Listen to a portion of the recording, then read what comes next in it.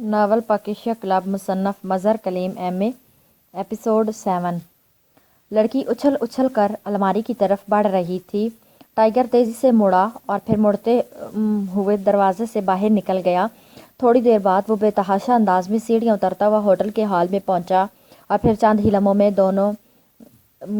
وہ دروازے تک پہنچ گیا۔ سڑک کراس کر کے وہ تیزی سے سائیڈ روڈ پر سے ہوتا ہوا مالابار اسکوائر کے مین گیٹ کی طرف پہنچا تو اس نے کمرے موجود غیر ملکی نوجوان کو دیکھنے کے لیے سرتن کوشش کی، چاروں طرف نظریں دوڑائی، لیکن وہ نوجوان اسے کہیں نظر نہ آیا تو وہ کندھے جھٹکتا ہوا تیزی سے آگے بڑھا اور پھر سیڑھیاں چڑھ کر وہ جلدی سے دوسری منزل پر پہنچ گیا۔ اس کے اندازے کے مطابق اس کی غیر ملکی لڑکی کا فلیٹ نمبر 2 ہونا چاہیے، چنانچہ وہ فلیٹ نمبر 12 کے دروازے کے سامنے رک گیا۔ دروازہ تھوڑا سا کھلا ہوا تھا۔ ٹائیگر نے ادھر ادھر دیکھا، پھر دروازہ آہستہ سے کھول کر اندر داخل ہو گیا۔ یہ کمرہ خالی تھا اور اس کے ساتھ ہی ایک پتلی سی راہداری تھی جس میں دوسرے کمروں کے دروازے تھے۔ آخر میں ایک دروازہ تھا جو ٹائیگر کے مطابق اس کمرے کا دروازہ تھا جس میں وہ غیر ملکی لڑکی موجود تھی۔ یہ دروازہ بھی تھوڑا سا کھلا ہوا تھا۔ کون ہے؟ اچانک اندر سے ایک نسوانی آواز سنائی دی جس کا لہجہ تہکمانہ تھا اور ٹائیگر ایک طویل سانس لیتا ہوا دروازہ کھول کر اندر داخل ہو گیا۔ وہ اس نے اپنے طور پر پہلے احتیاط کرنے کی کوشش کی تھی، لیکن اس بندھی ہوئی لڑکی نے شاید آہٹ سن لی تھی۔ کون ہو تم؟ غیر ملکی لڑکی نے انتہائی خرخت لہجے میں کہا۔ وہ ایک سائیڈ پر کھڑی ہوئی تھی، اس کے بازو ابھی تک پیچھے بندھے ہوئے تھے اور پیروں میں بھی رسی موجود تھی۔ ٹائیگر اسے غور سے دیکھتا رہا۔ لڑکی واقعی پروشیا کے قد و قامت کی تھی، لیکن اس کی شکل مادام پروشیا سے بالکل مختلف تھی۔ وہ بظاہر میک اپ میں بھی نظر نہ آ رہی تھی۔ میں ہوٹل ریمبو سے آیا ہوں۔ آپ وہاں میرے ساتھ اپنی ایک اہم ترین چیز بھول آئی ہیں۔ ٹائیگر نے اندھیرے میں تیر چلانے کی کوشش کرتے ہوئے نرم اور مؤدب لہجے میں کہا۔ کون سی چیز؟ کیا مطلب؟ میرا ہوٹل ریمبو سے کیا تعلق؟ لڑکی کی زبان سے غیر شعوری طور پر فقرے کا پہلا حصہ ادا ہو گیا، لیکن اس کے ساتھ ہی وہ سنبھل کر بات بدل گئی۔ لیکن ٹائیگر نے پتہ چلایا کہ تیر ٹھیک نشانے پر بیٹھا تھا۔ مادام پروشیا، آخر آپ کیوں فرار ہونے پر مجبور ہو گئی تھی؟ ٹائیگر نے اس بار براہ راست بات کرتے ہوئے کہا۔ تم ہو کون اور کیسی باتیں کر رہے ہو؟ لڑکی نے انتہائی خرخت لہجے میں کہا۔ میرا نام ٹائیگر ہے اور میں تمہارا دوست ہوں۔ ٹائیگر نے مسکراتے ہوئے جواب دیا۔ اسے عمران نے صرف نگرانی کا حکم دیا تھا، اس سے زیادہ اسے کچھ معلوم نہ تھا کہ مادام پروشیا عمران کے لیے دوست کا درجہ ہے یا دشمن کا، اور اس نے کیوں اس کی نگرانی کا حکم دیا ہے۔ اب چانس کی بات تھی کہ وہ براہ راست مادام پروشیا سے ٹکرا گیا تھا۔ ٹھیک ہے، میرے ہاتھ کھول دو، مادام پروشیا نے طویل سانس لیتے ہوئے کہا۔ اس کے چہرے پر اطمینان کے آثار ابھر آئے اور ٹائیگر نے سوچا کہ اس طرف سے ہمدردی کا برتاؤ کر کے وہ اس سے معلومات حاصل کر سکتا ہے۔ چنانچہ وہ سر ہلاتا ہوا آگے بڑھا اور اس نے پروشیا کے عقب میں بندھے ہوئے ہاتھ کھول دیے۔ مادام پروشیا نے پہلے اپنی دونوں کلائیاں مسلیں اور پھر جھک کر اس نے اپنے پیروں میں بندھی ہوئی رسی کھول دی۔ شکریہ دوست، تم واقعی اچھے دوست ہو، میں تمہاری ممنون ہوں، مادام پروشیا نے مسکراتے ہوئے بڑے دلاویز لہجے میں کہا اور اس طرح اپنا ہاتھ مصافحے کے لیے بڑھایا جیسے وہ دوستی کا عہد کرنا چاہتی ہو۔ ٹائیگر نے بھی مسکراتے ہوئے ہاتھ بڑھایا، لیکن دوسرے لمحے ٹائیگر کے حلق سے نہ چاہنے کے باوجود ہلکی سی چیخ نکل گئی اور وہ ہوا میں اڑتا ہوا سر کے بل سامنے والی دیوار سے ٹکرا کر نیچے گرا۔ مادام پروشیا نے ہاتھ ملاتے ہوئے بڑے ماہرانہ انداز میں اسے جھٹکا دے کر پیچھے کی طرف اچھال دیا تھا۔ ٹائیگر کے لیے چونکہ یہ سب غیر متوقع تھا، اس لیے وہ مار کھا گیا تھا۔ ٹائیگر نے نیچے گرتی بجلی کی تیزی سے اچھل کر کھڑے ہونے کی کوشش کی، لیکن اسی لمحے مادام پروشیا کی گھومتی ہوئی لات اس کے سر پر بڑے خوفناک انداز میں پڑی اور ٹائیگر ایک بار پھر دھماکے سے دیوار سے جا ٹکرایا۔ مادام پروشیا تو واقعی بجلی بنی ہوئی تھی۔ پہلی لات اس کے سر پہ ابھی پڑی تھی کہ دوسری لات ٹائیگر کی پسلیوں پر اس خوفناک انداز میں پڑی کہ ٹائیگر کا ذہن حواس چھوڑ گیا۔ پھر تکلیف کی ایک شدید لہر سے اس کی بند آنکھیں ایک جھٹکے سے کھلی تو کمرے کا منظر بدلا ہوا تھا۔ ٹائیگر اسے نائلون کی رسی سے بندھا ہوا کرسی پر بیٹھا تھا، جبکہ مادام پروشیا اس کے سامنے کھڑی تھی۔ جیسے ٹائیگر اس کی مفتوحہ مملکت ہو۔ ٹائیگر کو اپنے حلق خون کا ذائقہ محسوس ہوا اور اسے گال پر بھی آگ جیسی حدت محسوس ہو رہی تھی۔ وہ سمجھ گیا کہ مادام پروشیا نے اس کے چہرے پر بھرپور انداز میں تھپڑ رسید کیا ہے اور شاید اس تھپڑ کی وجہ سے اس کے جسم میں درد کی تیز لہریں دوڑ رہی ہیں جس نے اسے دوبارہ ہوش کی وادی میں لانے میں مدد کی۔ تو تم ٹائیگر ہو؟ تو تمہارے ملک میں چوہوں کو ٹائیگر کہتے ہیں، مادام پروشیا نے انتہائی حقارت بھرے لہجے میں کہا۔ اس کا فقرہ سن کر ٹائیگر کو یوں محسوس ہوا جیسے اس کے جسم میں چلنے والا خون آتش فشاں لاوے میں بدل گیا، لیکن نائلون کی رسی نے وہ اس طرح بندھا ہوا تھا کہ اسے اپنے جسم کو حرکت دینا بھی مشکل تھا۔ ہمارے ملک میں چوہوں کو تو چوہے ہی کہا جاتا ہے، لیکن چوہیا کو پروشیا ضرور کہا جاتا ہے، ٹائیگر نے ہونٹ بھینچتے ہوئے کہا۔ اور اس کے ساتھ ہی مادام پروشیا کا ہاتھ بجلی کی سی تیزی سے ٹائیگر کی گال پر ایک زوردار تھپڑ پڑا۔ میں تمہارا خون پی جاؤں گی، تم نے یہ سمجھا تھا کہ میں ایک عام سی لڑکی ہوں؟ میرا نام مادام پروشیا ہے، بلو برڈ کی مادام پروشیا، اس لیے جو کچھ بھی پوچھو اس کا صحیح جواب دینا، مادام پروشیا نے غراتے ہوئے کہا، اور اس بار ٹائیگر استہزائیہ انداز میں ہنس پڑا۔ فکر نہ کرو، ابھی جب روح تمہارے جسم سے باہر نکلے گی تو تمہارے ساتھ تمہارے سب باتیں باہر آ جائیں گی۔ بولو، تم مجھے کیسے جانتے ہو اور جہاں کیسے پہنچے؟ مادام پروشیا نے تیز لہجے میں کہا۔ مادام پروشیا، تم شاید دنیا کی احمق ترین عورت ہو، اگر میں تمہارا دشمن ہوں تو میں تمہیں رسیوں کی گرفت سے آزاد کیوں کرتا؟ تم اس حالت میں میرا کیا بگاڑ سکتی تھی؟ ٹائیگر نے ہونٹ بھینچتے ہوئے جواب دیا، لیکن تم آخر میرے ساتھ دوستی کا دعویٰ کیوں کر رہے ہو؟ اگر تم ہوٹل ریمبو اور میرے نام کا حوالہ نہ دیتے تو میں یہی سمجھتی کہ تم شاید کھڑکی میں دیکھ کر یہاں آئے ہو۔ مادام پروشیا نے سر ہلاتے ہوئے کہا، میں واقعی تمہیں کھڑکی سے دیکھ کر آیا ہوں، اس نے جواب دیا۔ اگر یہ بات ہے تو پھر تم نے ڈائجان کو بھی دیکھا ہوگا۔ ڈائجان کو دیکھنے کے بعد تمہارا اندر آنا اور مجھے کھولنا یہ ظاہر کرتا ہے کہ تم ڈائجان کے آدمی بھی نہیں ہو۔ ویسے بھی اس کے یہاں آمد کا تمہیں کیا پتا؟ ایک برکلے اور دوسرا وکٹر، وہ سب مارے جا چکے ہیں، اور وکٹر کو میں اچھی طرح پہچانتی ہوں۔ پھر آخر تم کون ہو؟ کس گروہ سے تمہارا تعلق ہے؟ مادام پروشیا نے انتہائی الجھے ہوئے لہجے میں کہا۔ تو یہ ڈائجان تھا جس نے تم پر دھاگے سے باندھ کر کیڑا لگایا تھا؟ انصاف کا کیا حد و درب ہے؟ ٹائیگر نے اسی طرح کہا جیسے وہ واقعی کسی ہوٹل میں بیٹھا دوستانہ انداز میں گپ شپ کر رہا ہو۔ اوہ، تو تم نے واقعی کھڑکی سے دیکھا ہے؟ تو تم اس بلڈنگ میں موجود تھے؟ مادام پروشیا نے حیرت بھرے لہجے میں کہا۔ ہاں، میں ابھی آیا تھا، پھر یہ حال دیکھ کر یہاں تک پہنچا، ورنہ میں اسے شاید اتنی آسانی سے نہ جانے دیتا۔ اس نے سر ہلاتے ہوئے کہا، ٹھیک ہے، اب بتاؤ کہ تم کون ہو، اور سنو، میں اگر پوچھنے پہ آ جاؤں نا تو میں خطرناک حد تک ظالم بھی ہوں، اس بہتری اس میں ہے کہ تم صحیح بات کرو۔ مادام پروشیا نے انتہائی سخت لہجے میں کہا، اور واقعی اس کے چہرے پر یکلخت سرد مہری صفاقی کے آثار نمایاں ہونے لگے تھے۔ میں ہوٹل ریمبو کا ڈیٹیکٹیو ہوں۔ تم وہاں سے اچانک اور خفیہ طور پر غائب ہو گئی تھی، اور ہمارے مالکان اپنے گاہکوں کے متعلق بھی حد حساس ہوتے ہیں، چنانچہ انہوں نے مجھے حکم دیا کہ میں تمہیں تلاش کروں، جس پر میں نے سارے ہوٹل اور کلب چھان مارے، لیکن تم کہیں نہ ملی۔ تو میں تھک ہار کر اب واپس اپنی رہائش گاہ پر پہنچا۔ اب یہ اتفاق ہے کہ تم اس کمرے میں موجود تھی، اور میرے کمرے کی کھڑکی بالکل تمہارے کمرے کی کھڑکی کے سامنے تھی۔ کیڑے کے عجیب و غریب منظر نے مجھے چونکنے پر مجبور کر دیا، اس کے ساتھ ہی تمہاری یہ حالت دیکھ کر مجھے تم پر رحم آ گیا۔ اور عمران سے تعلق والی بات وہ بتا نہ سکتا تھا کیونکہ اسے بھی ابھی تک یہ معلوم نہ تھا کہ عمران نے اسے کیوں اس کی نگرانی کا حکم دیا ہے، اور اس سے متعلق بتانا درست بھی ثابت ہوگا یا نہیں۔ تو تم ہوٹل ریمبو کی ڈیٹیکٹیو ہو؟ کیا میں ہوٹل ٹیلی فون کر کے کنفرم کر سکتی ہوں؟ مادام پروشیا نے غور سے ٹائیگر کی آنکھوں میں آنکھیں ڈالتے ہوئے کہا، بالکل، بلکہ ضرور کرو تاکہ تمہیں پوری طرح یقین آ جائے۔ ٹائیگر نے بڑے مطمئن لہجے میں سر ہلاتے ہوئے کہا، اور مادام پروشیا نے ہونٹ بھینچ لی۔ اس کی آنکھیں بتا رہی تھی کہ اسے ٹائیگر کی بات پر یقین آ گیا، لیکن چہرے پر ابھی تذبذب کے آثار موجود تھے، جیسے وہ کسی فیصلے پر پہنچنا چاہتی ہو لیکن کوئی فیصلہ نہ کر پا رہی ہو۔ اسی لمحے ٹیلی فون کی گھنٹی بج اٹھی، اور مادام پروشیا نے جلدی سے آگے بڑھ کر ریسیور اٹھا لیا۔ یس، ڈبل کوئین، مادام پروشیا نے کہا۔ سنگل کراؤن، ڈیوڈ بول رہا ہوں مادام، میرے آدمیوں نے کیفے الپائن کو گھیر رکھا ہے، لیکن ڈائجان ابھی تک وہاں نہیں پہنچا، وہ برمن بھی کلب کے اندر موجود نہیں ہے۔ ڈیوڈ نے کہا، ہم نے ڈائجان سے پہلے ہر صورت میں برمن کو اغوا کرنا ہے، ورنہ وہ اس کے ذریعے ڈاکٹر آرنالڈ تک پہنچ جائے گا۔ تم برمن کو تلاش کرو کہ وہ کہاں ہو سکتا ہے، مادام پروشیا نے قرخت لہجے میں کہا۔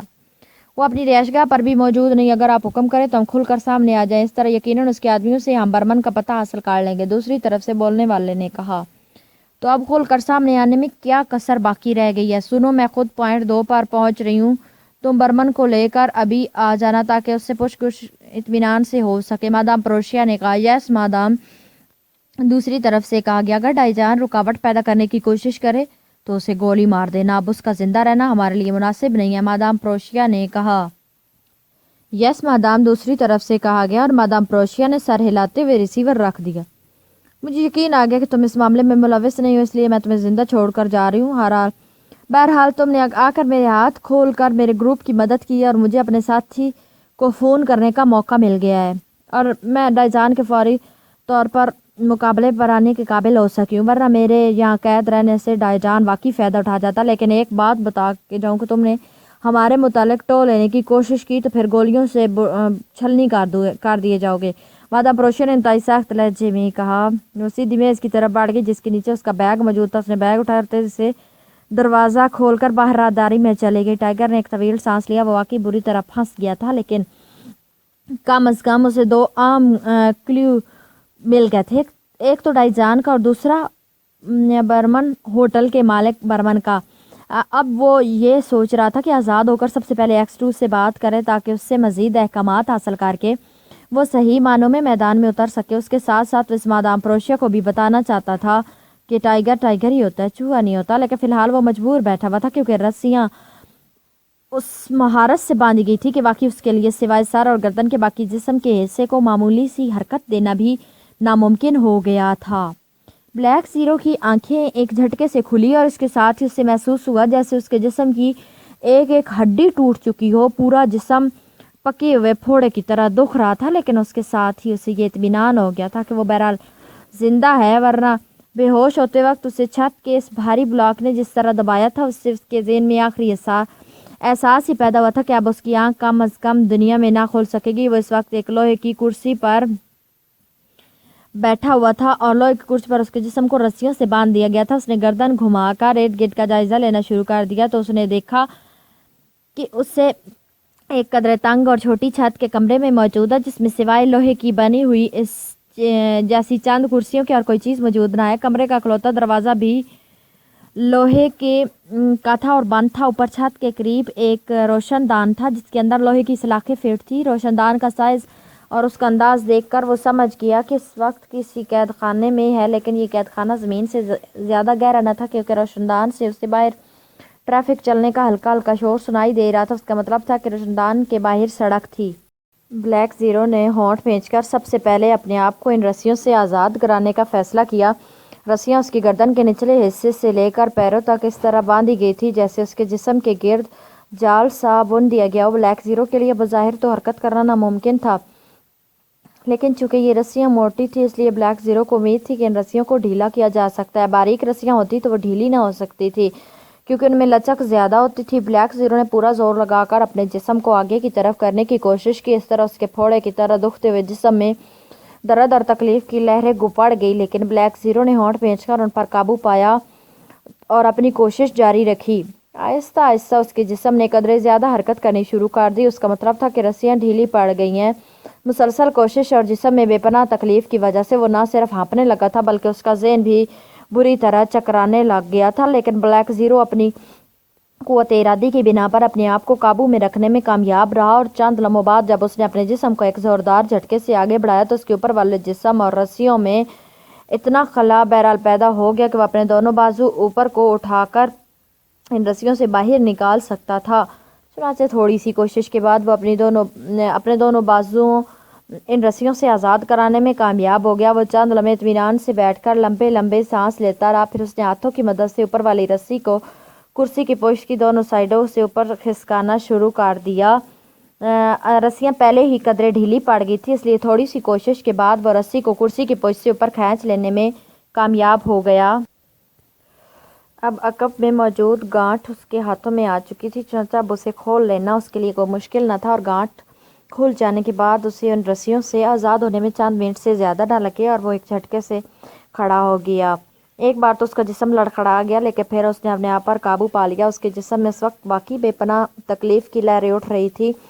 اسے یوں محسوس ہو رہا تھا جیسے کسی بھی لمحے وہ تکلیف کی شدت سے بے ہوش ہو جائے گا، لیکن اسے معلوم تھا کہ کسی بھی وقت کوئی آدمی یہاں آ سکتا ہے، اور اگر اس نے اسے رسیوں سے آزاد دیکھا تو پھر وہ اسے فوری طور پر گولی مارنے سے بھی دریغ نہ کرے گا۔ اس لیے اس نے ہونٹ بھینچ کر اپنے آپ کو قابو میں رکھنے کی سر توڑ کوششیں شروع کر دی۔ اس کی ان کوششوں کا نتیجہ بھی جلد ہی مثبت انداز میں برآمد ہو گیا اور اس کا ذہن پوری طرح اس کے کنٹرول میں آ گیا، اور بلیک زیرو آہستہ آہستہ قدم اٹھاتا ہوا اس کی طرف بڑھ گیا، دروازے کی طرف بڑھ گیا۔ اس نے دروازے کو چیک کیا تو اسے معلوم ہوا کہ دروازہ बाहर से बंद न था बल्कि सिर्फ भिड़ा हुआ था। उसने दरवाज़ा खोला और फिर बाहर झांका तो एक तंग सी राहदारी थी जिसकी एक तरफ तो सपाट दीवार थी जबकि दूसरी तरफ सीढ़ियों ऊपर जा रही थी और फिर एक और दीवार थी। ब्लैक ज़ीरो इन सीढ़ियों की तरफ बढ़ गया लेकिन यह दरवाज़ा बाहर से बंद था। ब्लैक ज़ीरो ने दरवाजे से कान लगा दिया। उसे कुछ दूर कारों के चलने की आवाज़ें सुनाई दी। ऐसा लग रहा था जैसे सड़क यहाँ से 200-300 गज दूर हो। ब्लैक ज़ीरो ने दरवाजे को हिलाया लेकिन बाहर से कुंडी लगी हुई थी और दरवाज़ा भी लोहे का था। ब्लैक ज़ीरो होंठ भींच कर रह गया। उसने दरवाजे की साइडों का जायज़ा लेना शुरू किया तो उसे दरवाजे की दहलीज और सीढ़ी के स्टेप के दरमियान एक पतली सी लकीर नजर आई जो तारीख थी। उसका मतलब था कि बाहर भी तारीकी है वरना यहाँ से लाजमन रोशनी अंदर आती। ब्लैक ज़ीरो सीढ़ियाँ नीचे उतरा फिर उसने इस लकीर के साथ आंखें लगा दी। दूसरी तरफ उसे चंद गज तक फर्श और उसके बाद घास का प्लाट नजर आया जिसके इख्तिताम पर दीवार थी। वो समझ गया कि ये दरवाज़ा किसी कोठी के अंदर वाक़या है क्योंकि अल्पाइन क्लब के गिर्द तो पुख्ता दीवार की बजाय मेहंदी की ऊंची बाड़ थी, इसलिए उसे किसी कोठी का ख्याल न आया था। लेकिन अब मसला था यहाँ से निकलने का। उसके पास कोई हथियार भी न था। उसके हाथ पर बंधी हुई वॉइस ट्रांसमीटर भी उतार ली गई थी और अगर होती भी तो जाहिर है वो किसी मेंबर को कॉल करके ये ना बता सकता था कि X2 यहाँ कैद है, उसे आकर छुड़ाया जाए। और दूसरी बात यह है कि इस जगह की लोकेशन का भी इल्म ना था। ब्लैक ज़ीरो अभी सीढ़ियों के सामने फर्श पर खड़ा सोच ही रहा था कि क्या करे कि उसे दूर से कदमों के करीब आती हुई आवाज़ सुनाई दी तो वो चौंक कर सीधा हो गया। कदमों की आवाज़ उसे दरवाजे की तरफ आ रही थी लेकिन चलने वाले का अंदाज ऐसा था जैसे कोई चौकीदार गश्त कर रहा हो। कदमों की आवाज़ रुके बगैर ही दरवाजे के सामने से गुजर गई लेकिन अंदाज वही था और ब्लैक ज़ीरो अब समझ गया कि ये लाजमन कोई चौकीदार होगा। लेकिन कोठी के अंदर किसी चौकीदार की मौजूदगी का मतलब था कि चौकीदार इन्हीं लोगों का होगा जिन्होंने उसे यहाँ कैद किया है। लेकिन बहरहाल इस तरह बेबसी से अंदर कैद रहने की तकलीफ से बेहतर था कि उस चौकीदार से ही टकरा लिया जाए। अभी जाते हुए कदमों की आवाज़ सुनाई दे रही थी। इसका मतलब था कि चौकीदार ज़्यादा दूर नहीं गया। ब्लैक ज़ीरो जल्दी से सीढ़ियाँ चढ़ा। उसने दरवाजे के साथ खड़खड़ाना शुरू कर दिया जैसे ज़लज़ले की वजह से दरवाज़ा खड़खड़ा रहा हो। कदमों की जाती हुई आवाज़ रुक गई लेकिन दूसरे लम्हे ये आवाज़ तेज़ी से करीब आती सुनाई दी। ब्लैक ज़ीरो सीढ़ियाँ उतर कर दीवार के साथ पुश्त लगाकर खड़ा हो गया। कौन है कौन दरवाज़ा खटखटा रहा है? दरवाजे के बाहर से एक भारी सी आवाज़ सुनाई दी लेकिन ब्लैक ज़ीरो ने कोई जवाब ना दिया और वो इंसानी नफ्सियात जानता था कि उसके जवाब ना देने पर यह आदमी मज़ीद चेकिंग के लिए अंदर आएगा क्योंकि उसके ख्याल के मुताबिक तो ब्लैक ज़ीरो रस्सियों से बंधा कमरे के अंदर कुर्सी पर बेहोश पड़ा हुआ है। वो यहाँ आकर दरवाज़ा कैसे खटखटा सकता था? बस यही तजस्सुस उसे दरवाज़ा खोलने पर मजबूर कर सकता था और वही हुआ। चंद लम्हों बाद बाहर से दरवाजे की जंजीर हटने की आवाज़ सुनाई दी और ब्लैक ज़ीरो और ज़्यादा कोने में सिमट गया। दूसरे लम्हे दरवाज़ा अंदर की तरफ खुल गया और ब्लैक ज़ीरो इसके एक पट के पीछे आ गया। टार्च की रोशनी राहदारी में लहराई। दरवाज़ा खोलने वाला टार्च की रोशनी में दीवारों, छत और फर्श का इस तरह जायज़ा लिया जा रहा था जैसे दरवाज़ा किसी छिपकली ने खड़खड़ाया हो और दरवाज़ा खड़खड़ाने के बाद वो छत से चिमट गई हो। ब्लैक ज़ीरो सांस रोक के खड़ा था। फिर उसे इस आदमी की सीढ़ियाँ उतरने की आवाज़ सुनाई दी। ब्लैक ज़ीरो का जिस्म तन गया। आने वाला जब कमरे के दरवाजे की तरफ बढ़ा तो उसकी पुश्त ब्लैक ज़ीरो को नजर आई। वो आदमी खासा लंबा तिरंगा और भरे हुए जिस्म का आदमी था। उसके एक हाथ में मशीन गन थी जबकि दूसरे हाथ में उसने टार्च पकड़ी हुई थी। एक लम्हे के लिए तो ब्लैक ज़ीरो के ज़हन में आया कि इस आदमी के कमरे में दाखिल होते ही वो बाहर निकल जाए लेकिन फिर उसने इरादा बदल दिया। वो इस आदमी से पूछ-गुछ करना चाहता था। चुनांचे वो दबे कदमों दरवाजे की ओर से निकला। फिर पैर पर पैर उठाता हुआ आगे बढ़ा। वो आदमी आहिस्ता आहिस्ता कमरे के दरवाजे की तरफ बढ़ रहा था। टार्च भी रोशन थी। हेलो, ब्लैक ज़ीरो ने उसकी पुश्त पर पहुंचकर अचानक कहा तो आदमी उछल कर मुड़ा और दूसरे लम्हे चीखता हुआ उछल कर पुश्त के बल फर्श पर जा गिरा। ब्लैक ज़ीरो ने उसके घूमते ही एक हाथ में मशीन गन पर डाला था और दूसरे हाथ का मुक्का पूरी कुव्वत से उसकी नाक पर दे मारा। नतीजा ये कि वो आदमी मुक्के की ज़रब खाकर फर्श पर जा गिरा जबकि उसके हाथ में पकड़ी हुई मशीन गन ब्लैक ज़ीरो के हाथ में पहुंच चुकी थी। दूसरे लम्हे ब्लैक ज़ीरो ने मशीन गन की नाल उसके सीने पर रख दी और तेज़ी से उठने की कोशिश करता हुआ शख्स जगलग साकित हो गया। ये बर्मन की रिहाइशगाह है। ब्लैक ज़ीरो ने गुर्राते हुए कहा। नहीं, ये उसका मखसूस अड्डा है। इस आदमी ने गड़बड़ाते हुए लहजे में कहा। बर्मन कहाँ है? ब्लैक ज़ीरो का लहजा पहले से ज़्यादा सर्द हो गया था। मुझे नहीं मालूम, वो यहाँ तुम्हें छोड़कर चला गया फिर वापस नहीं आया, मगर तुम तो रस्सियों से बंधे हुए थे, इस आदमी ने कहा। इस बार उसके लहजे से ब्लैक ज़ीरो को अंदाज़ा लगाने में देर न लगी कि वो अब काफ़ी हद तक संभल चुका है और संभलने के बाद उसका हरकत में आने एक लाजमी अमर था। इसलिए ब्लैक ज़ीरो तेज़ी से पीछे हटा। उसका अंदाज उसी लम्हे दुरुस्त साबित हुआ। एन जिस लम्हे ब्लैक ज़ीरो पीछे हटा था उसी लम्हे इस आदमी ने यकलख दोनों टांगें उठाकर इसके पेट में लातें मारने की कोशिश की थी, लेकिन ब्लैक ज़ीरो के बरवक्त हट जाने की वजह से उसका ये वार खाली गया। लेकिन इस दौरान ब्लैक ज़ीरो ने मशीन गन को उछालकर नाली से पकड़ लिया। फिर जैसे वो आदमी उछलने की वजह से कलाबाजी खाकर सीधा हुआ, ब्लैक ज़ीरो के बाजू हरकत में आए और मशीन गन का दस्ता खटाक से उसकी खोपड़ी पर पड़ा और वो आदमी पट से फर्श पर गिरा। ब्लैक ज़ीरो ने फौरन ही दूसरा वार किया और इस बार उसके हाथ पैर सीधे होते गए। ब्लैक ज़ीरो ने आगे बढ़कर उसकी नब्ज़ पकड़ी तो उसे अंदाज़ा होगा कम से कम 1 घंटे तक इसे होश नहीं आ सकता। ब्लैक ज़ीरो वापस मुड़ा, फिर दरवाजे से बाहर आ गया। वो इमारत की साइड पर था। इमारत भी कोई ज़्यादा बड़ी न थी और ये वाकई एक कोठी थी। ब्लैक ज़ीरो हाथ में मशीन गन लिए बड़े मोहतात अंदाज में आगे बढ़ता रहा, लेकिन जल्दी उसे एहसास हो गया कि कोठी खाली थी, इसमें कोई आदमी मौजूद न था। थोड़ी देर में ही ब्लैक ज़ीरो ने सारी कोठी घूम ली, लेकिन कोठी में आम सा फर्नीचर था और कोई ख़ास बात न थी। अलबत्ता एक साइड पर मौजूद गैराज में उसे एक पुराने मॉडल की कार खड़ी नज़र आ गई। ब्लैक ज़ीरो ने कार का दरवाज़ा खोला और उसमें बैठकर उसने इसकी तारें तोड़कर जब उसे स्टार्ट करने की कोशिश की तो उसका इंजन फौरन ही जाग पड़ा। उसका मतलब था कि कार दुरुस्त और चालू हालत में थी। ब्लैक ज़ीरो ने तारे अलहदा करके इंजन बंद किया, फिर नीचे उतरकर वापस इसी कमरे की तरफ आया जहाँ वो बेहोश चौकीदार पड़ा था। अब उसने फैसला कर लिया था कि वो उसे अपने साथ दानिश मंजर ले जाएगा ताकि बर्मन के मुतालिक उससे मज़ीद मालूमात हासिल की जा सके। उसने उसे उठाकर कंधे पर लादा और कार की अकबी नशिस्त के सामने दरमियानी जगह पर डालकर उसने अकबी दरवाज़ा बंद किया। एक बार फिर कार स्टार्ट किया, उसे बैक करके गैराज से बाहर निकाला। फाटक बंद था। उसने कार फाटक के करीब रोकी और नीचे उतर कर उसने सिर्फ फाटक खोल दिया, बल्कि आगे बढ़कर उसने कोठी के दोनों सतूनों पर भी नज़र डाली। एक सतून पर नंबर मौजूद था। वो वापस मुड़ा और चंद लम्हों बाद कार बाहर निकाल कर वो दाएं तरफ मुड़ गया, क्योंकि अब वो इस रिहायशी कॉलोनी को पहचान चुका था। इस वक्त आधी से ज़्यादा रात गुजर चुकी थी, इसलिए सड़क पर इक्का दुक्का कारें ही नज़र आ रही थी। ब्लैक ज़ीरो बड़े इत्मीनान से कार चलाता हुआ दानिश मंजिल की तरफ बढ़ा जा रहा था। टेलीफोन की घंटी बजते ही कमरे में बेचैनी से टहलते हुए डॉक्टर आर्नल्ड ने झपट कर रिसीवर उठा लिया। Yes doctor Arnold. Doctor Arnold ने तेज़ और तहकमाना लहजे में कहा। फ्रैंक बोल रहा हूँ जनाब, एक आम रिपोर्ट देनी है। दूसरी तरफ से कदरे सहमी हुई आवाज़ सुनाई दी और फ्रैंक का नाम सुनकर डॉक्टर बुरी तरह चौंक पड़ा। शायद उसे फ्रैंक की तरफ से कॉल आने की तवक्को न थी।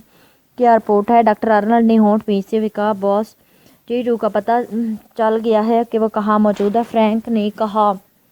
ओह ओह, वेरी गुड। कैसे पता चला? डॉक्टर आर्नल्ड ने मुहावरतन नहीं बल्कि हकीकतन ये बात सुनकर उछल पड़ा। बॉस, वजारत दिफा के अफसर बिलग्रामी को आज एक खुफिया कॉल मौसूल हुई जिसमें टीटू का जिक्र था। ये कॉल कोड में थी, इसलिए उसे समझ तो ना सका। अलबत्ता टीटू का जिक्र सुनकर हम चौकन्ने हो गए और फिर एंथोनी ने फौरी तौर पर फैसला किया कि बिलग्रामी को अगवा करके उससे तफसील पूछी जाए। चुनांचा फौरी तौर पर बिलग्रामी को उसकी रिहाइशगाह से अगवा कर लिया गया और उसके बाद उसने तशद्दुद के सामने हथियार डाल दिए। उससे मालूम हुआ कि टीटू तैयारा कराल के खुफिया एयरबेस पर मौजूद है और इस एयरबेस के मुतालिक वजारत दिफा के सिर्फ चंद अफराद को ही मालूम है, जिनमें वो बिलग्रामी भी शामिल है, क्योंकि वो वजारत दिफा के सिलेक्शन का इंचार्ज है, जिसे ऑपरेशनल सेक्शन कहा जाता है। फ्रैंक ने कहा। ओह वेरी गुड, ये तो बहुत अच्छा हुआ। फ़ोन ट्रैपिंग काम आ गई, डॉक्टर आर्नल्ड ने मुस्कुराते हुए कहा। यस बॉस, ये फैसला दुरुस्त साबित हुआ कि क्लब के शिकारों को खुफिया तौर पर ट्रैप किया जाए ताकि वो क्लब के राज को अगर किसी पर जाहिर ना भी करना चाहें तो उन्हें फौरी तौर पर मौत के घाट उतार दिया जाए, वरना किसी को भी शक हो सकता था, वो भी इस राज से वाकिफ़ हो सकते थे। फ्रैंक ने जवाब दिया। ओके एंथोनी, अब क्या कर रहा है? डॉक्टर आर्नल्ड ने पूछा। वो इस बिलग्रामी से उसका कराल एयरबेस के मुतालिक मज़ीद तफसीलात मालूम करने में मसरूफ़ है। उसने मुझे कहा कि मैं आपको फौरी तौर पर यह खुशखबरी भी सुना दूँ और मज़ीद अहकामात भी ले लूँ। फ्रैंक ने जवाब दिया। तो एंथोनी को कह दो कि वो तमाम तफसीलात हासिल करने के बाद पूरी तरह तैयार रहे।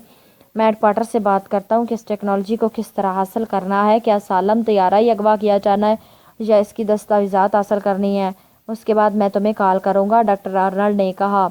यस बॉस, दूसरी तरफ से जवाब दिया गया और डॉक्टर आर्नल्ड ने रिसीवर क्रैडल पर रखा और मुल्हिका कमरे के दरवाजे की तरफ बढ़ गया। लेकिन अभी वो इस दरवाजे तक ना पहुंचा था कि टेलीफोन एक बार फिर बाज उठा। वो तेज़ी से मुड़ा और वापस आकर उसने रिसीवर उठा लिया। Yes doctor Arnold. Doctor Arnold ने तेज़ लहजे में कहा। मैं जैकी बोल रहा हूँ जनाब, क्लब से। क्लब पर खौफनाक हमला हुआ है। 10 आदमियों ने क्लब पर हमला बोल दिया। खौफनाक और बेताशा फायरिंग से उन्होंने बेशुमार आदमियों को मार डाला और उसी लम्हे बॉस बर्मन भी कैदी को छुड़ाकर वापस आ गए। उन्हें अगवा करके ले जाया जा रहा था कि एक और पार्टी कूद पड़ी। یہ 2 افراد تھے۔ انہوں نے پہلے حملہ آوروں میں سے 4 افراد کو گولیوں کا نشانہ بنا دیا اور باس برمن کو ان سے چھین لے جانے میں کامیاب